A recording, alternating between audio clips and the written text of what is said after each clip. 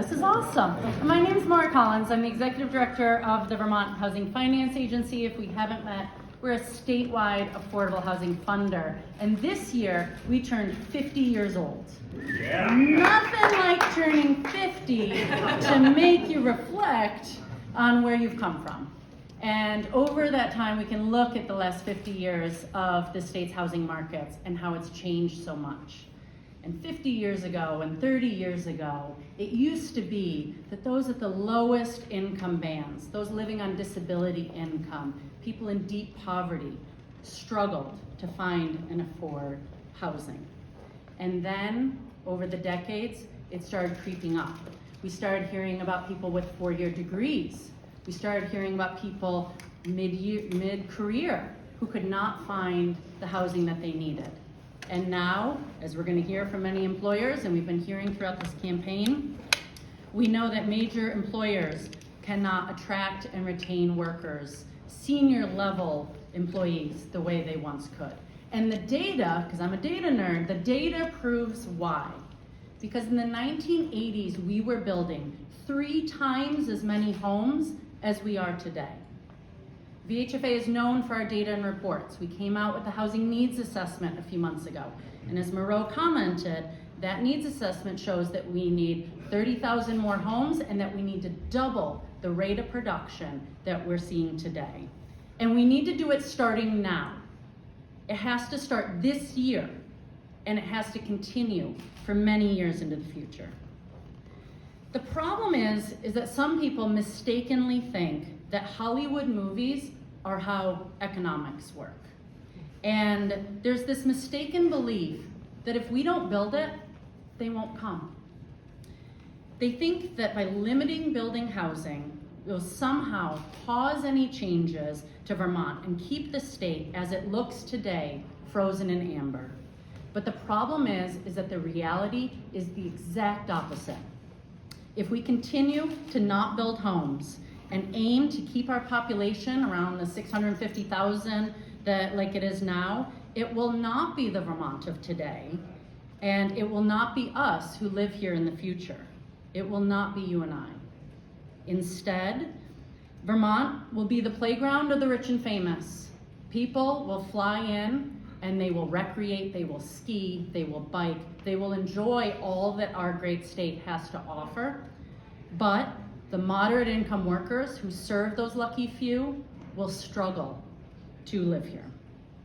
It's only through thoughtful growth that Vermont can protect its agricultural heritage by concentrating development in smart growth areas. It's only by embracing density that we can increase the vitality of our downtowns. It's only through investments in infrastructure like water and sewer and really exciting topics like that we can ensure that Vermont remains affordable. By welcoming abundance, we embrace a shifting view of Vermont where our economy can grow to serve more people near jobs and services and reduce the time in and the emissions from our cars. But right now, the limited number of homes available for sale or for rent is quite literally costing the state money. Last fall, a healthcare report said that the biggest recommendation was to build housing. And a month or two later, the rating agency, S&P, reported that housing was critical to achieving the strong economic performance and growth that this state needs. It called out the need to attract and retain qualified workers, or else the state's economy will suffer and already was suffering. Thankfully, there are examples where Vermont has made substantial investments in housing.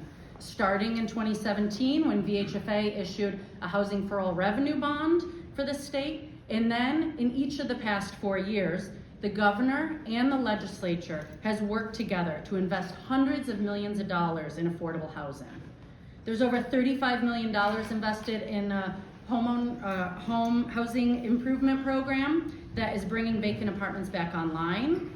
Another $7 million has funded manufactured home repairs and foundational work for mobile home communities to fill in vacant lots. There's over 4,500 households that have been housed since 2020 through creating new apartments, recovery residences, shelter beds, farm worker housing, and home ownership. VHFA has been able to create about 400 for sale and rental homes for people earning modest incomes that may be higher than traditional government programs, but still who struggle to afford housing without assistance. We have proven that with strategic focus, investment, cooperation, and political will, that we can address the housing challenges for the lowest income Vermonters. The challenge we face is that we must continue that good work and expand it further so that every community in Vermont can benefit, just the way Laura Lee was explaining. If all this feels theoretical, you don't need to look any farther than Middlebury, Vermont, and the leadership that Middlebury College has played. Like the Vermont State Colleges, Middlebury College has signed on to this campaign. And next month, Middlebury will be breaking ground on an exciting housing development that will eventually add over 250 homes for sale or rent at an affordable mix of income levels. This is thanks to the vision and the leadership of David Provost and Middlebury College. And so David, please come up and join me with your remarks.